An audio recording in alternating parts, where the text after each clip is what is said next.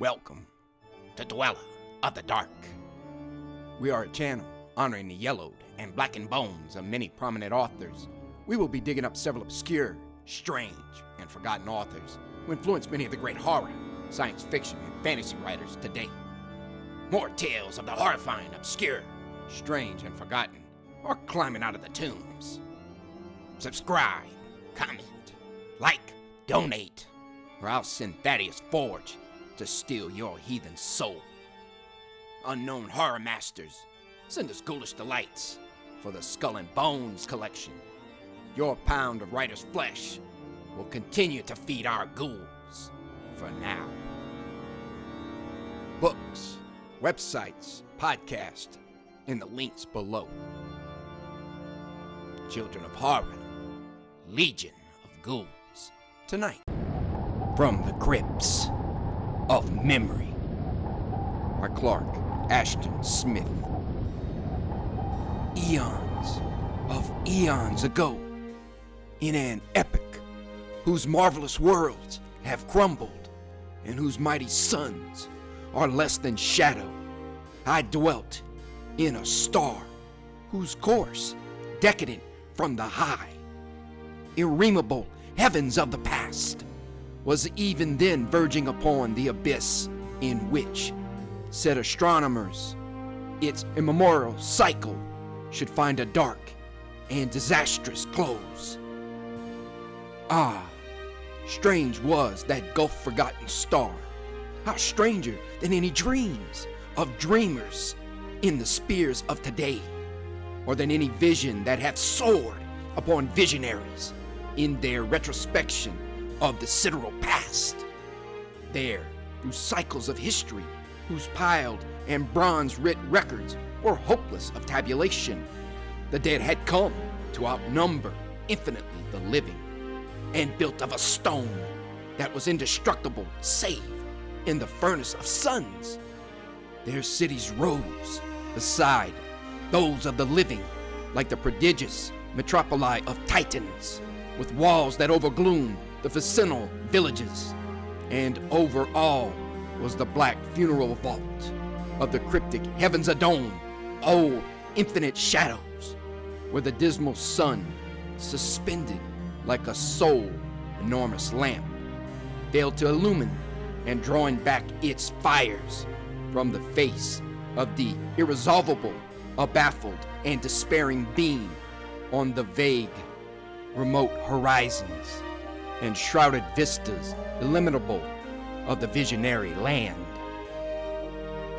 We were a somber, secret, many-sorrowed people, we who dwelt beneath that sky of eternal twilight, pierced by the towering tombs and obelisks of the past.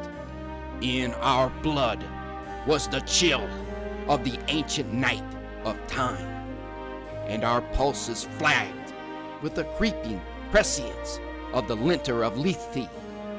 Over our courts and fields, like invisible, sluggish vampires born of mausoleums, rose and hovered the black hours, with wings that distilled a malefic languor made from the shadowy woe and despair of perished cycles.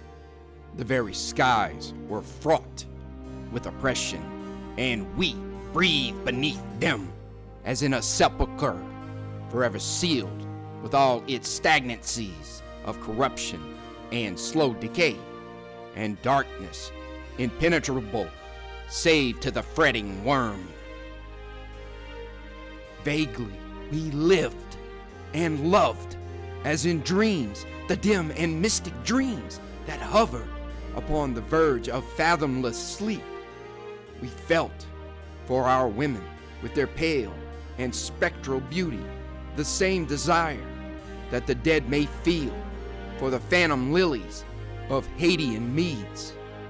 Our days were spent in roaming through the ruins of lone and immemorial cities, whose palaces of fretted copper and streets that ran between lines of carven golden obelisks lay dim and ghastly with the dead light, or were drowned forever in seas of stagnant shadow.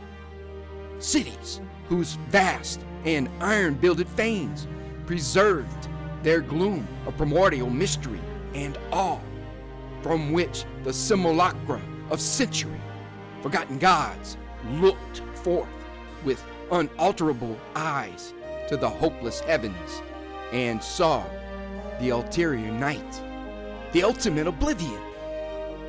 Languidly we kept our gardens, whose gray lilies concealed a necromantic perfume that had power to evoke for us the dead and spectral dreams of the past. Or, wandering through ashen fields of perennial autumn, we sought the rare and mystic immortals with somber leaves and pallid petals that bloom beneath willows of wane and veil-like foliage, or swept with the sweet and the pith-laden dew by the flowing silence of acherontic waters. And one by one we died and were lost in the dust of accumulated time. We knew the years as a passing of shadows, and death itself as the yielding of twilight unto night.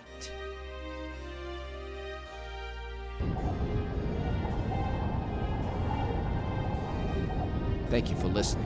Have a great night.